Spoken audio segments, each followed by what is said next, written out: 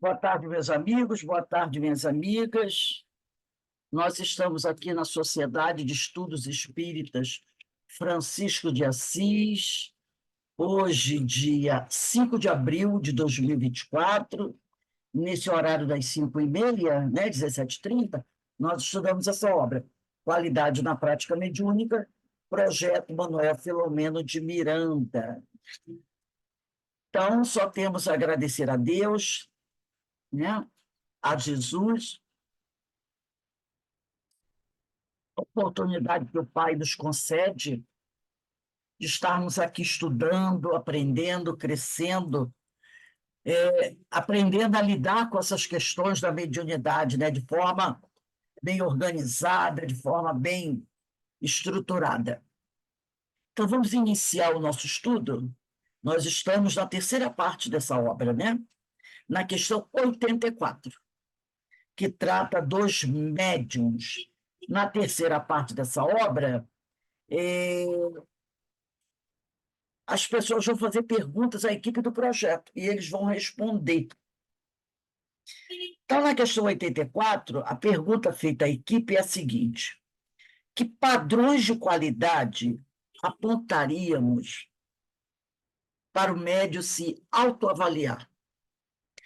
Primeira questão, primeira ideia minha seria a seguinte, ó, todo mundo pega aí o Livro dos Espíritos, dá uma olhadinha aí na questão 919 e 919A, tá? Então, questão 919 e a questão 919A, porque essas duas questões são fundamentais para tratar da questão da avaliação do homem, né? É o conhecimento de si mesmo. Então, essas seriam as duas primeiras, logo. Livro dos Espíritos, questões 919 e 919A. Mas vamos ver o que a equipe vai responder aqui. Essas duas questões aqui é a minha sugestão também. Então, diz aqui os espíritos, ou, desculpe, diz aqui a equipe do projeto, né?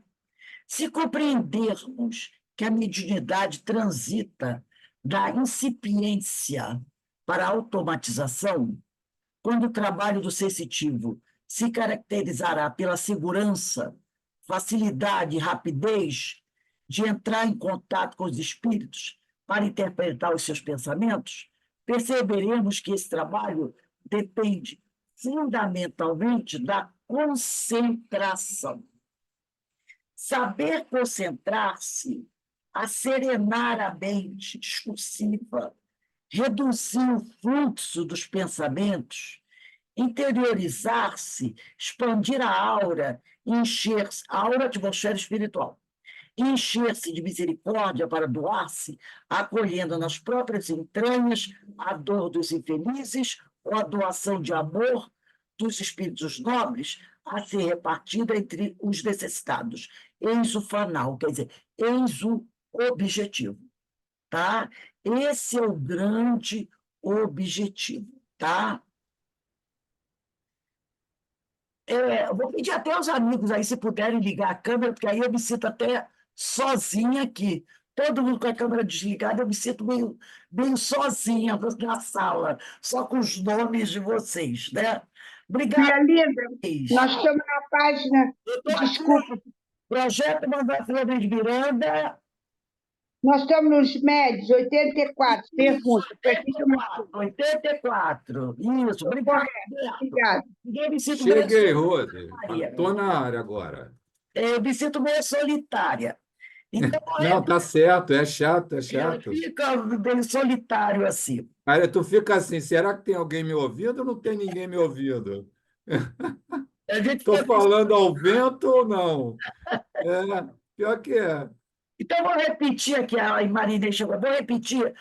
Só falta a Denise, a Márcia, eu sei que tem problema na câmera.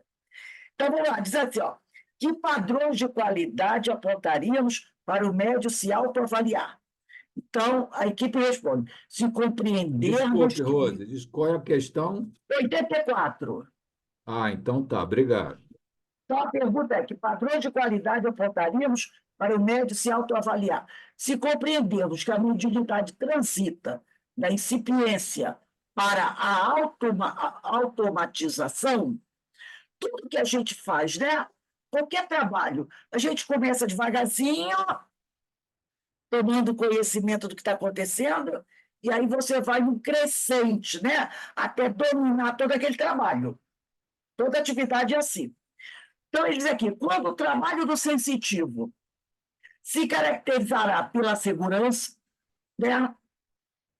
Facilidade, isso tudo quando estiver automatizado. Segurança, facilidade, rapidez de entrar em contato com os espíritos para interpretar os seus pensamentos. Perceberemos que esse trabalho depende fundamentalmente da concentração. Saber concentrar-se, serenar a mente discursiva, reduzir o fluxo dos pensamentos, interiorizar-se, expandir a aura e encher-se de misericórdia para doar-se, acolhendo nas próprias entranhas a dor dos infelizes ou a doação de amor dos espíritos nobres a ser repartida entre os necessitados. Eu uso o fanal. Fanal quer dizer o objetivo desse trabalho. Tá? O objetivo dessa concentração. Enfermeiro especializado que é, ou mensageiro de esperanças, o médium haverá de compreender a superior importância de promover a disciplina mental e o aquietamento emocional para obter uma boa concentração. A concentração, realmente, para algumas pessoas, é muito difícil, é uma coisa muito difícil de alcançar. Eu sempre tive dificuldade dessa concentração. Eu me concentro muito bem quando eu estou preparando minhas aulas, preparando os trabalhos. Eu fico ali totalmente concentrada, tá? Agora, cada um se concentra de uma forma. Quando eu estou aqui trabalhando, dando a aula, ou preparando, eu consigo me isolar do mundo, é uma coisa extraordinária. Eu, que habitualmente sou uma pessoa de difícil concentração, quando eu estou trabalhando, preparando aulas ou dando aula, eu consigo me isolar de tudo e focar só nisso. Então, aí eu consigo uma boa concentração. Então, ele diz aqui, né? Enfermeiro especializado, que é o mensageiro de esperanças, o médium haverá de compreender a superior importância de promover a disciplina mental e o aquietamento emocional para obter uma boa concentração. Então, é preciso disciplina mental e aquietamento emocional para se ter uma boa concentração. De que dependerão os demais parâmetros, tais como a facilidade de estabelecer a comunicação, ou seja, mensagem escorreita, fluir, que a mensagem bem clara, né? Fluindo rapidamente, sem repetições, e frases entrecortadas, o que depende de uma boa filtragem. A regularidade no exercício, que confere ao médium uma produtividade aceitável, sem aqueles silêncios demorados que caracterizam perda de sintonia, por vários motivos a considerar, uns inerentes ao próprio médio e outros ao meio. Então, é quando o médio dá uma comunicação e faz um intervalo muito grande para continuar a falar. Então, parece que perde a situação. Até mesmo a gente vê isso, às vezes, quando a pessoa está fazendo um estudo ou dando uma palestra. Às vezes, aquele que está apresentando o trabalho, né? Ele vem falando, daqui a pouco tem umas paradas assim, que demora a emendar no trecho, então parece que ele perde o fio da meada, né? Aí, de repente, ele até fala, voltando aqui, não sei, ele faz umas lacunas, uns brancos. Isso até você percebe, dependendo do palestrante, você às vezes até percebe. Ele não consegue levar o assunto direto, falando, trazendo as coisas, as observações. Ele fica toda hora dando aqueles cortes, né? E que às vezes fica até, você tem dificuldade até de acompanhar. Então, o que ele fala Ô, aqui? amiga, Oi. aqui na concentração, eu sei que é uma coisa delicada, mas para isso não né? Devemos, além de ser um exercício, que com uma disciplina muito, eu acho que é uma disciplina bastante rígida, você tem que, essa concentração, ela, de repente, você vai trabalhar à noite. Desde de manhã, você já tem que estar trabalhando-se, Sim, trabalhando na cultura, isso. trabalhando no falar, trabalhando no agir, trabalhando no pensar. Eu vejo sim, entendeu? Sim, Aí, se com você não tem certeza. condições, que não está falando aqui, como enfermeiro especializado, o mensageiro da esperança, o médio haverá de compreender a sua importância de promover a disciplina mental. Às vezes, ele não está bem. O que ele deve fazer? Ah, você está com a carinha boa. Ah, não, hoje não vou trabalhar. Mas isso é de consciência, né, Sim. Rose? A pessoa tem que. Eu vejo assim. É tipo assim: você vai fazer um trabalho, né? Principalmente o trabalho desse quilate, o trabalho mediúnico, o trabalho desse nível, você não pode. Vou dar um exemplo aqui. Um exemplo, né?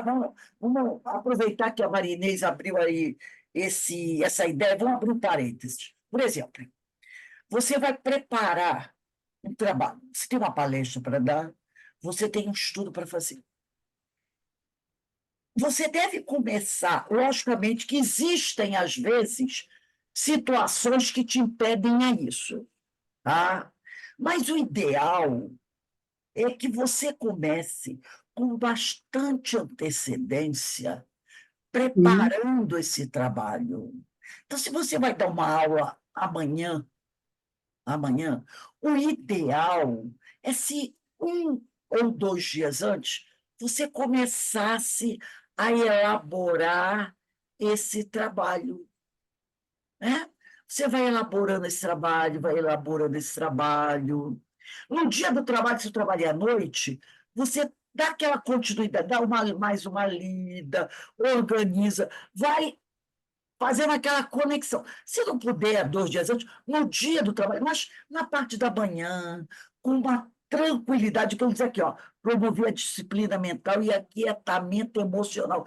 Na parte, acorda mais cedo. Poxa, hoje eu tenho que dar uma aula, eu tenho que fazer uma palestra. Eu não tive tempo de fazer 2, 3 dias antes, que é o ideal.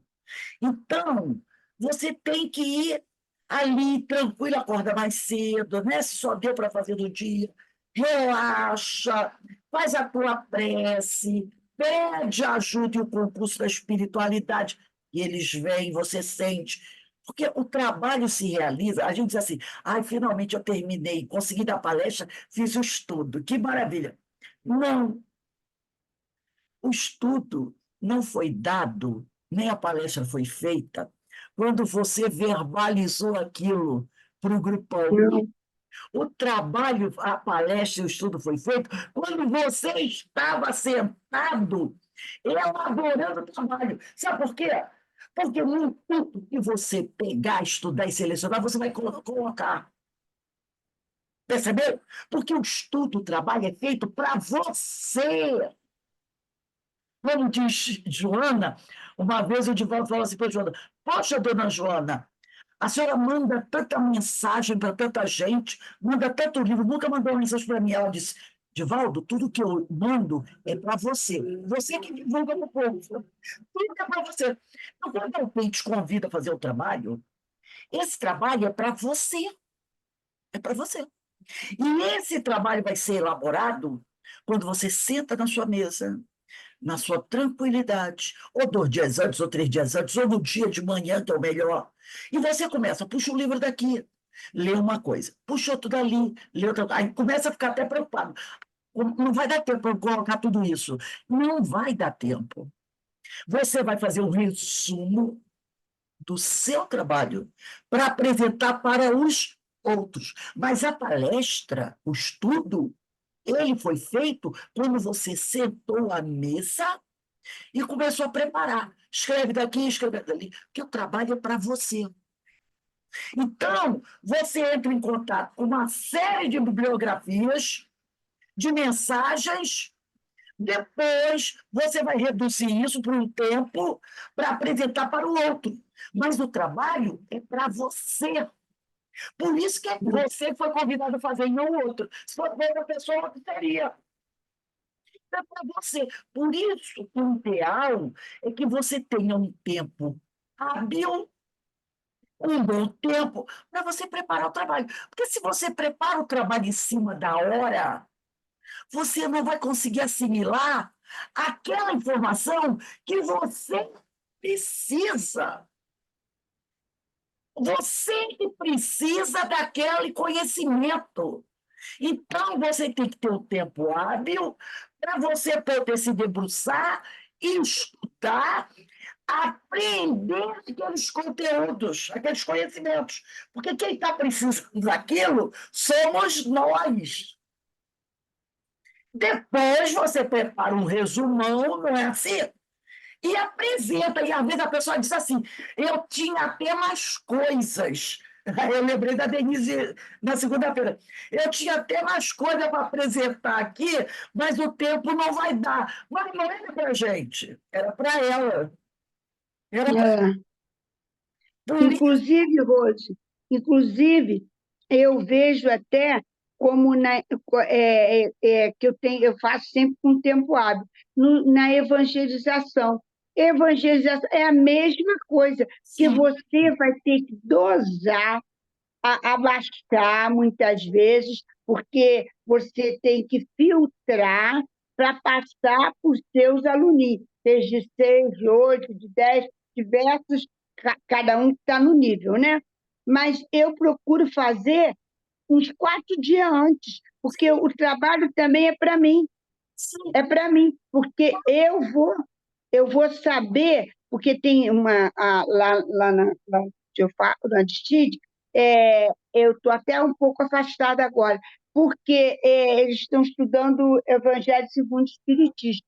Mas acontece que você eu não estou julgando, estou fazendo crítica, nada disso, mas você tem que fazer um trabalho com muita perspicácia e com muita habilidade, de modo que as nossas crianças são crianças que elas não têm um vocabulário rico, você tem que medir as palavras, tudo isso você tem que fazer o quê? Um estudo, como é que eu digo, como você falou, o resumo, é o resumo do resumo do resumo. Aí você filtra, né? Isso. Desse jeito.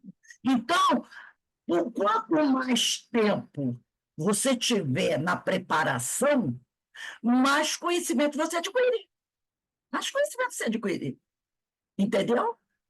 Agora, se você prepara em cima da hora, você vai ficar muito limitado naqueles conhecimentos. Se você prepara com antecedência, com tranquilidade, olha quanto mais tempo você terá para entrar em contato, porque informações tem um monte, livros maravilhosos são muitos. Então, essa é a ideia. Né? Essa preparação tem que ser com muito cuidado, porque o estudo é para você. Como diz Joana, você que passa para os outros, mas é para você a ideia. Tá? Então, voltando aqui ao que eu disse, a regularidade no exercício, que confere ao médium uma produtividade aceitável, sem aqueles silêncios demorados que caracterizam a perda de sintonia, por vários motivos a considerar, uns inerentes ao próprio médium e outros ao meio. Diversidade de tipos de espíritos comunicantes, o contrário da mesmice, deficiência que pode ser indicativo de uma rigidez de personalidade mediúnica, que não dá margem à afinidade perispírito, com espírito de temperamentos diferentes ao do próprio sensitivo, não é um processo de obsessão simples de instalação. Tem médios que têm dificuldade de dar comunicação de espíritos diferentes. Só dá para aquele mesmo tipo, aquele mesmo tipo, aquele mesmo tipo. Aí o que ele fala aqui, né? Pode ser um sinal de rigidez de personalidade mediúnica, que não dá margens à afinidade perispiritual com espíritos de temperamentos diferentes ao do próprio sensitivo. Então, isso pode ser também um sinal de um processo de obsessão e instalação. Aí, às vezes, né, o pessoal até reclama, né? Ah, esse trabalho é sempre aquela mesmice, é sempre os mesmos espíritos, com as mesmas características. Talvez seja o problema do médium, que ele diz aqui, que tem essa rigidez de personalidade, não dando margem à E afinidade essa rigidez do de outro. personalidade, uma dúvida aqui. Essa rigidez de personalidade, ela não pode, existindo, né, com a mesmice, com isso, ela não pode ser reafinada, ressignificada com o estudo do médium? É o que ele está falando aqui. Né? O que ele está falando aqui. Ah, essa necessidade do médium estudar, né? Se preparar, porque senão ele fica naquela rigidez. Tá? Depois ele diz aqui, Acomoda, e acho que até se acomoda. Eu acho que até se acomoda. alguns se acomodam. Eu sou assim mesmo, eu sempre trabalhei assim, por que eu vou mudar agora? Naturalmente que, em oposição aos aspectos positivos, retrocitados como parâmetros aferidores da qualidade mediúnica, estariam os clássicos obstáculos da mediunidade, os conflitos e dúvidas na afeição de agentes congeladores da energia mediúnica. Há muitos médios que ficam em dúvida. Será que sou eu mesmo que estou falando? Será que eu estou fazendo certo? Né? Tem médios que ainda vivem com essas dúvidas, né? A inibição oriunda de problemas da personalidade, né? Aqui são padrões de qualidade para o médico se autoavaliar. A inibição oriunda de problemas de personalidade mal resolvidos, o animismo nos seus vários aspectos, desde a centração excessiva do médico em si mesmo, projetando fortemente o passado, aos ruídos de comunicação característicos de medianeiro desarmonizado ou excessivamente voltado para outros interesses incompatíveis com a disciplina e com o exercício mediúnico impõe. Então, tem vários fatores que podem trazer dificuldade para o médium. Por isso que ele falou que é necessário o médium se autoanalisar, né? Fazer essa autoanálise. Outra coisa, Autoconhecimento, né, Rose? Autoconhecimento. conhecimento. Por fim, a mistificação do ego, resultante de processos involuntários de exacerbação nervosa que acompanham o sensitivo desgastado ou mal atendido por um doutrinador inexperiente ou mal sintonizado. Então, pode ter também o médium cansado, desgastado, entendeu? E por vários problemas que ele pode estar desgastado, tipo assim, essa reunião é sempre a mesma coisa, a mesma coisa, a mesma coisa, fala sempre a mesma coisa. E também aquele caso, né, como nós falamos, do médico que está fazendo um trabalho com o qual ele não simpatiza muito. E o que ele diz aqui, outra questão também, né? Ele pode também estar sendo atendido por um treinador, mas também vamos estender isso para o dirigente. Às vezes o dirigente do grupo também é meio, sabe, fechado em si mesmo, não sabe conversar, não sabe, de repente, trazer um texto interessante para as pessoas. Por exemplo, um exemplo, né? Você tem o seu grupo mediúnico. Isso a Marilena Mota fazia muito. Quando antes ela coordenava a área de desobsessão da mediúnica, fazia reuniões com seus grupos. De repente, o dirigente. Tem gente que não aceita, tem dirigente da casa que não aceita isso, mas eu acho válido. Você tem o seu grupo mediúnico, dirigente, doutrinadores, médicos. De repente, o dirigente convida a equipe para um dia fazer uma reunião, de repente, na casa de um dos companheiros, né? Fazer uma reunião. Vão todos para lá. Aí ele seleciona um texto interessante. Aquele texto que nós estudamos ontem do Humberto Holden, sobre bem-aventurados pobres pelo espírito, pode ser um texto assim, que não seja diretamente falando sobre obsessão, mas aquele texto trata disso também, não trata? Então, você traz um texto desse, apresenta para o grupo, aí o grupo começa a debater, comentar, olha a flexibilização do pensamento. Não é, de repente, o sujeito olha, eu sou um grupo de educação, de mesa mediúnica, o sujeito lá me trouxe um texto para discutir o texto Bem-aventurados os pobres pelo Espírito. O que pobres pelo Espírito tem a ver com reunião de desobsessão? Entendeu? Porque o cara acha que, se eu faço parte da reunião de desobsessão, e nós vamos fazer a reunião desse, o texto tem que ser assim, muito claro, muito direto. E, de repente, um texto como aquele vai levar a uma questão obsessiva, ou não vai? Pode levar a uma questão obsessiva.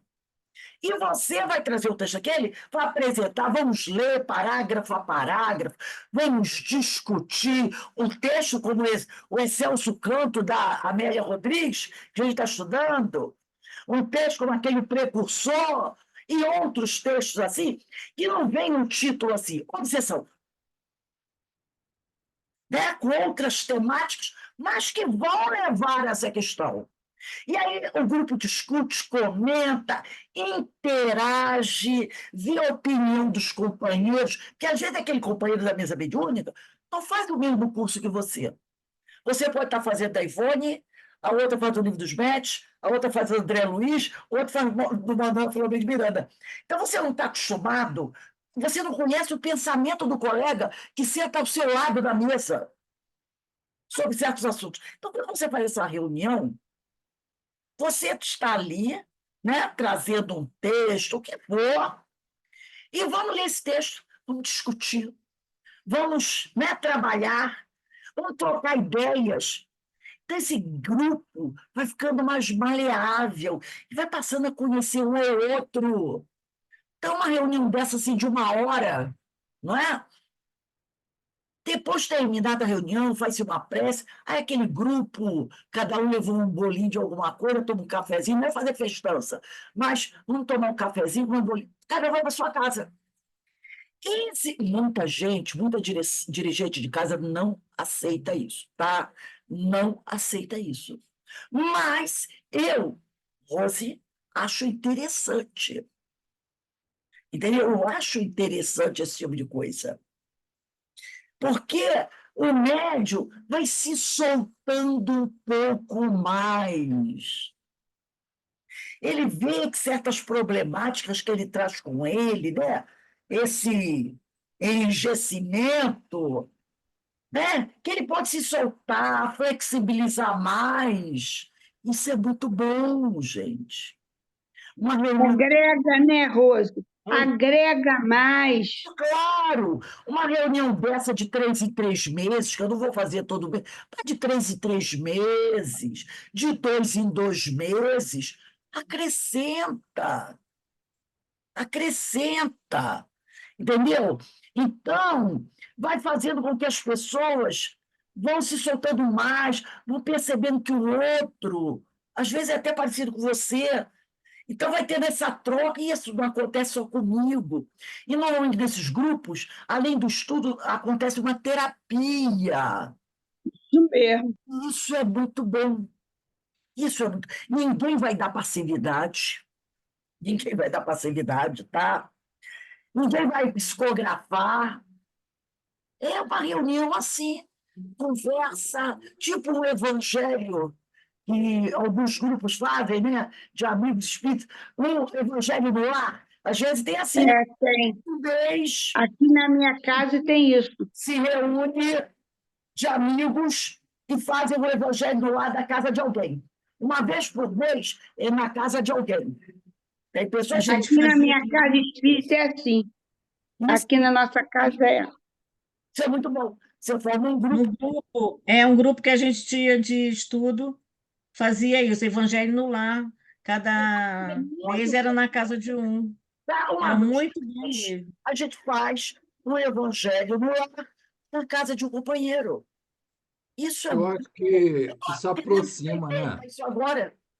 Fala, Alberto. Isso aproxima. Há Sim, uma interação, acho que é necessário, porque cada um chega, senta, faz e vai embora. Chega, senta, faz e vai embora. não existe, né, aquela afinidade, o entrelaçamento, a amizade fica difícil. Então, num momento desse, você tem possibilidade de aproximar as pessoas, como a Maria Inês e a Denise falaram. E Esse, outra É, coisa, precisa ter, né, Rose, esse entrosamento para o feixe ficar mais unido, não é isso? mas exatamente, aí, ô, Rose, mas também tem a ver com diferentes aspectos das mentes das pessoas. Porque a pessoa só acha que tem que ser ali na casa espírita, está entendendo? O trabalho é só lá. E quando abre-se um leque, é um leque de quê? De processos, de mudanças, e do mudanças para crescimento, melhor, de exatamente. entendimento. Então, o que ela diz aqui, ó, ela diz, a equipe diz, né? O animismo nos seus vários aspectos, desde a centração excessiva do médio em si mesmo, projetando fortemente o passado aos ruídos de comunicação característicos de medianeiro desarmonizado ou excessivamente voltado para outros interesses, incompatíveis com as disciplinas que o exercício mediúnico impõe. Por fim, a mistificação do ego, resultante de processos involuntários de exacerbação nervosa que acompanham o sensitivo desgastado ou mal atendido por um doutrinador inexperiente ou não sintonizado. Então, isso também pode levar, né? Aquele dirigente, foi aí que eu abri esse parênteses, aquele dirigente, aquele doutrinador que não tem esse jogo de cintura para motivar o grupo dele, tá? Motivar o seu grupo de trabalho. Isso é muito importante. Depois ele diz aqui, comporta nestes comentários algumas sugestões para os médios de ordem prática. Aceite o pensamento, primeiro, aceite o pensamento do espírito comunicante e deixe que essa ideia o empolgue para expressá-la com a força de uma convicção. É preciso que o médium aguarde um pouco antes de dar a mensagem para saber se podia. Então, o médium está ali, aguardando o espírito se aproximar, o espírito se aproxima, ele aceita o pensamento do espírito comunicante, aguarda, né, um pouco para esse espírito colocar bem a sua ideia, aí então ele começa a falar. Né? O espírito abriu a boca, ele já está jogando fora a conversa. Tá? Outra coisa que ele diz aqui. Concluída a comunicação, retire o seu conteúdo da memória. Acabou a comunicação, retire aquilo da sua memória. Aquilo não te pertence. Então, nunca faça qualquer tipo de comentário sobre detalhes da ocorrência do fenômeno, a não ser assim, como a gente faz de vez em quando a gente está estudando, porque aí a gente traz um caso para ser analisado no estudo, é diferente de você ficar colocando nas redes sociais o que o espírito falou, né? Então, ele diz aqui, sobre detalhes da ocorrência do fenômeno, a fim de que possa descondicionar-se com o tempo, automatizar sua função. Então, o espírito da comunicação, terminado o trabalho, você não tem que ficar relembrando aquilo que foi dito por ele, ou por eles, que você vai ter a comunicação, de repente, 2, 3. Aqueles registros não te pertencem, não é a tua história. Então, por que você vai para casa, sabe, pensando sobre aquilo que ele vivenciou? Você está Ou ali. até mesmo, Rô, pode concluir, concluir, Pode que eu pensei falar, que pode falar. que até mesmo a pessoa vai lá, né, para a mesa, trabalha, dá passividade, depois comenta. Pode entrar e ter em sintonia com esse espírito que está citando ele. Óbvio que pode. Esse é o grande problema. Se esse espírito for amoroso, ele vai até entender a sua ignorância. Mas e se ele não for amoroso? Está dizendo, poxa, que negócio é esse? Eu vim para cá, para o atendimento fraterno espiritual, e ele está colocando no WhatsApp a minha história. Isso pode dar um problema sério, né? Para o Ô, médium. Rose, ô, Rose, Até. Oi, fala, Márcia. Então, nem na mesa a gente pode comentar sobre as passividades. Não, não deve. Porque porque pode atrair eles de novo, né? É aquele caso. Imagina fora. Se você está participando de um estudo e aquele caso é colocado com todo o cuidado possível, né? Sem citar nomes, dias que identifiquem facilidade da criatura, o fato para ilustrar a nível de estudo é uma coisa. É diferente. É diferente. Agora, você utilizar aquilo para curiosidade, alguém chega e fala, o que aconteceu hoje na mesa mediúnica? Aí você senta aí que eu vou passar o relatório para você. Isso é problemático. Isso é problemático. Tá? Ô, Rose, não teve, acho que foi no estudo de Ivone que ela comenta num determinado momento do livro Devassando o Invisível, acho que foi, que quando a gente faz um comentário sobre um comportamento que o espírito teve encarnado negativo, um escândalo, isso prejudica o espírito. Claro, porque ele está querendo esquecer, né? E você fica aqui relembrando e mandando emanações Assim, para aquele enfia fato. uma agulha no coração dele. Ele quer esquecer. E você ficar revivendo esse tipo de coisa. É tipo com a gente. De repente, nós fizemos algo lastimável, mas graças a Deus passou, né? Aí vem alguém, você hein, lembra o que você fez aquele dia? Que horror! Dá licença, né? Dá Aí licença. me veio à cabeça aqui a questão do Judas Iscariote, né? A coisa mais citada que existe Sim, durante foi o fato do suicídio séculos, dele, do que ele fez de milênios, errado. Gente, esse espírito teve que ter muita ajuda, hein, para superar isso tudo, hein? não é? É que hoje ele é espírito superior, mas como sofreu, não foi? Como sofreu vítima da ignorância alheia. Como sofreu? Imagine nós no lugar dele. Aí é só se colocar no lugar, né? Vamos à questão, para encerrar hoje, a questão 85. Ainda tratando da questão dos médiuns. Pergunta à equipe: todos esses aspectos que são indicadores do desenvolvimento da aptidão mediúnica serão percebidos pelo médium sozinho, sem o auxílio de outro? Não dissemos propriamente sozinho, mas por iniciativa pessoal, sim. Tá? Sim, cabe-lhe interessar-se por seu desenvolvimento da mediunidade. Então, cada um de nós tem que buscar dar qualidade à sua mediunidade. Dar qualidade. Mas isso não é só na mediunidade, não. Em todo o trabalho que você realiza.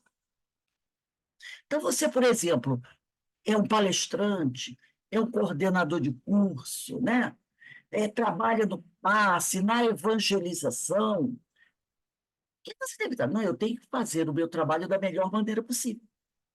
Eu preciso dar qualidade ao meu trabalho. Então, eu vou pesquisar, eu vou estudar, eu vou ser um autodidata. Se eu não posso estar na casa espírita, né?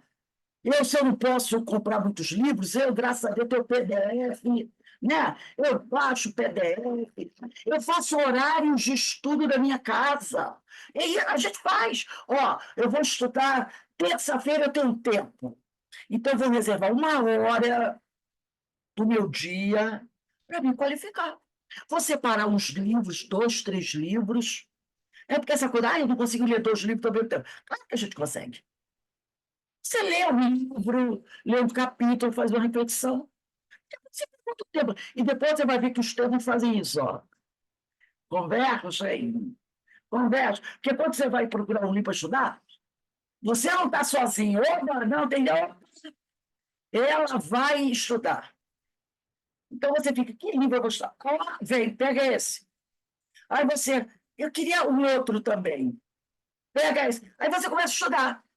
Lê um capítulo de um livro, reflete, põe um caderninho do lado, né? Bota aí umas referências. Depois você pega um outro, vai estudando. E você vai ver, sabe o quê? E daqui a pouco, quando você for dar uma palestra ou você for dar um estudo, aí, de repente, vem na sua cabeça. Você está falando de uma coisa, opa, eu estudei isso aqui. Aí você vai lá e pega aquele livro. Ó, hoje eu li esse livro aqui e estava falando sobre isso. Para ilustrar aquilo que você está falando. Vai acontecer. Vai acontecer. Né? E aí, outro dia aconteceu comigo, eu estava falando sobre princípio espiritual. Acho que foi do livro do Emmanuel. Aí eu me lembrei do livro da Zoé, Evolução, que ela falava que eu tinha lido naquele dia à tarde sobre isso, do estudo que eu fiz à tarde. Aí, opa, peguei, pum, você ilustra. Então, nós temos que fazer isso. Aquele que trabalha, né, que estuda, ele não pode dizer assim, eu só vou estudar na hora do curso. Ou é o curso da Casa Espírita, ou o curso online. Não. Você tem que ter o seu horário de estudo, que seja 15 minutos 3 vezes a semana. Você tem que fazer um horário para você estudar, se você se interessa, se você quer dar qualidade à sua mediunidade. Então, eu vou tirar 3 vezes por semana, segunda, quarta e sexta. Você parar 15, 20 minutos na segunda, 15 minutos, a hora que tudo tranquilo. Vou ler, vou estudar, vou refletir. A gente tem que fazer isso, entendeu? Então, é o que ele fala aqui, né? Cabe-lhe ao médium interessar-se por seu desenvolvimento da mediunidade. Isso fará dele um observador atento em relação ao seu próprio e ao trabalho dos outros. E, quando necessário, ele perguntará, buscará opiniões dos mais experientes, vai fazer a troca, né? Conversará com outros médios, com os doutrinadores, comparando respostas e informações para formar o seu capital de conhecimentos, montar o seu banco de dados. Olha aí o caderninho, montar o seu banco de dados. E, nesse sentido, que o estudo se transformará em oficinas de realizações importantíssimas e eficazes. Então, compra os caderninhos pequenos, grandes. Esse caderninho é só para o evangelho, esse é só para questões científicas, espíritos, essas coisas. Esse aqui é só para questões mediúnicas, né? Então, eu tenho os caderninhos. Hoje eu vou estudar aqui mediunidade. Pega o caderninho de mediunidade.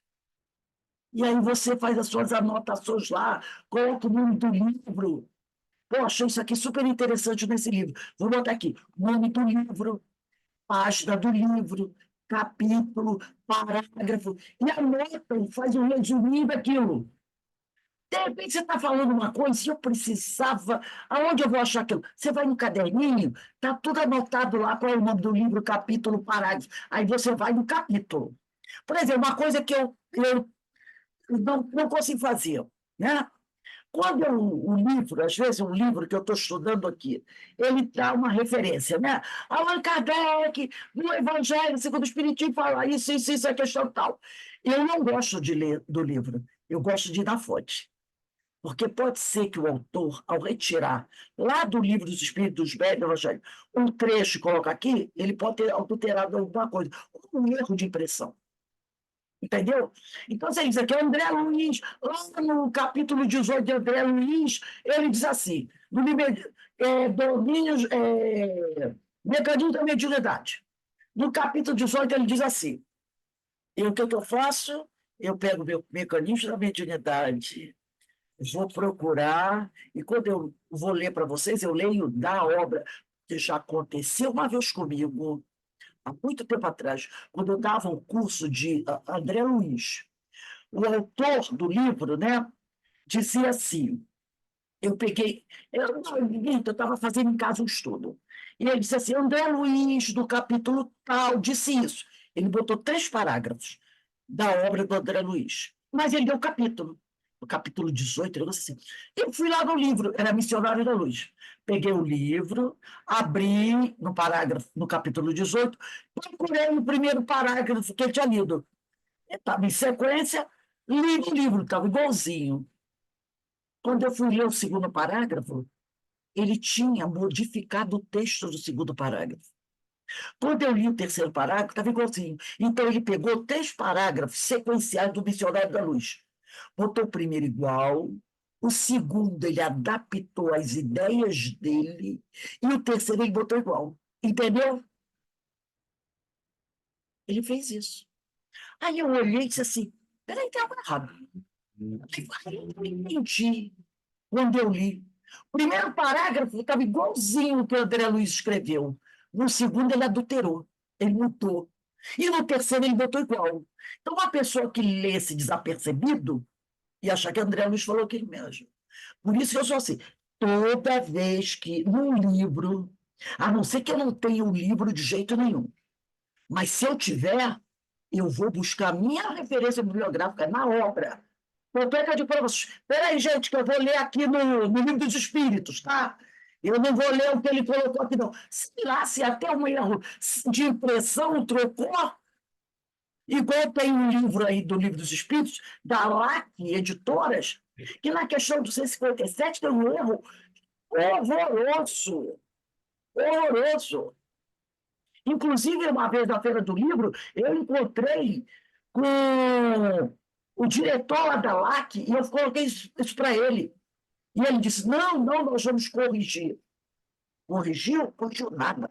O Livro dos Espíritos da LAC continua sendo publicado com aquele erro na questão 257. Eu tenho um livro da LAC, de livros de primeira edição. Eu tenho. Esse está perfeito. A partir da terceira edição começou o erro.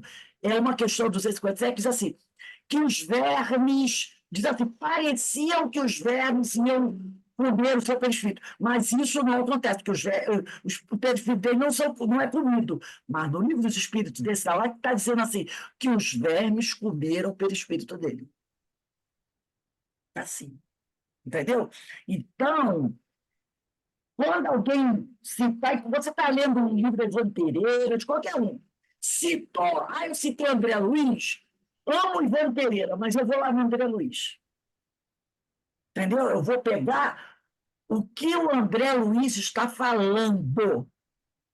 Porque pode não ser o espírito que está errando, pode ser a edição, na hora da impressão, tem o erro, você o erro. Fala, Alberto. Uma vírgula, né, Rose? Uma vírgula vírgula muda o sentido faz uma da frase.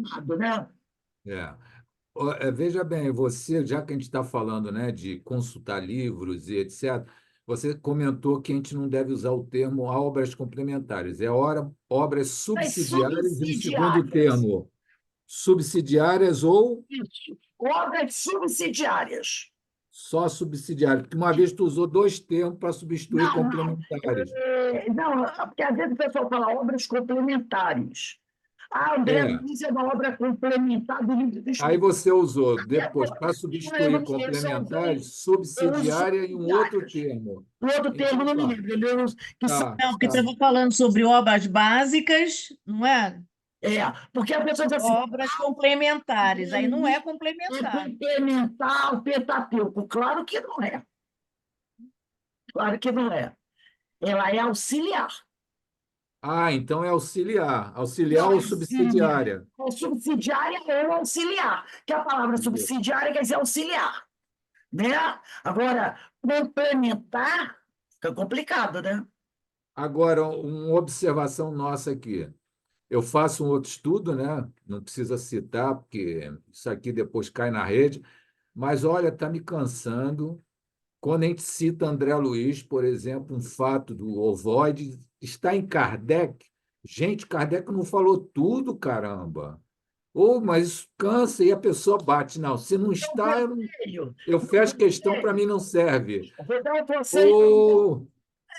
Um conselho para você de amiga. Desculpem se eu estou errada. Sai. Sai. Porque. Não, pior que nesse não dá para sair. Eu sei. Mas aí você tem que. Aí tu fica assim. Será que no estudo eu boto André Luiz, porque tem tanta resistência? Tu fica assim, né? Poxa, só querem. Se for Kardec, aí não, será que eu posso botar uma fonte André Luiz no estudo? Sabe, fica difícil, gente. Alberto, eu até parei de comentar porque não adiantava, era igual dar murro em ponta de faca. Aí eu fiquei quieta. é uma ignorância, né? Porque, gente, o próprio Kardec falou que ele não disse tudo, e nem poderia, não é? E eu acho também que a gente pode usar um termo, Rose, e grupo, implicância. Sim. É Eu de Chico digo, Xavier, é de André Luiz Emmanuel. eu digo Aí já outra vira, já coisa. torce o nariz. Eu digo Gente, assim, falta de estudo. Falta de estudo. Para mim é falta de estudo. Pseudo-sábio. É claro. Olha só, o próprio Jesus disse assim: eu vos enviarei o Consolador, porque no momento, muita coisa eu não vou poder dizer para vocês, não foi assim? Em 1857 aconteceu a mesma coisa. Como Kardec podia abordar temas que ele não conhecia na época, que não eram ventilados na época. Não eram ventilados. Tem assuntos que não estavam, a ciência não abordava aquele assunto. Nós não tínhamos nem a penicilina, meu Deus. Não é? Não tínhamos nem a penicilina. Como Kardec, em nenhum momento, Kardec disse assim: eu fechei o tema, eu zerei tudo, eu disse tudo. O que vocês encontrarem em outras obras, cancelem, que a verdade está comigo. Alguém ouviu Kardec dizer isso? É gente querendo botar a palavra na boca de Kardec. Então, você pega os livros de Emmanuel, de Ah, André Luiz, é altamente joga tudo viajados. fora. Para que Francisco Cândido Xavier gastou, Aí utilizou vem tantos anos? aquela Gente, questão absurda, sabe? São pessoas que fecharam questão em certas coisas. Chico é da igreja, não sei o que lá, não sei o que lá, não sei o que lá. Toda a obra de Chico está comprometida, entendeu? Divaldo, então, é outro. não, aí bota a questão ideológica junto, que é Aí, o Chico um, é, é o espírita popular, quer dizer que ele é um pouco conservador e não progressista. Já política. mistura ideologia com o negócio, É. aí confunde tudo. É claro que esse estudo está comprometido. Claro que comprometido. Altamente comprometido. Entendeu? Não tem isenção.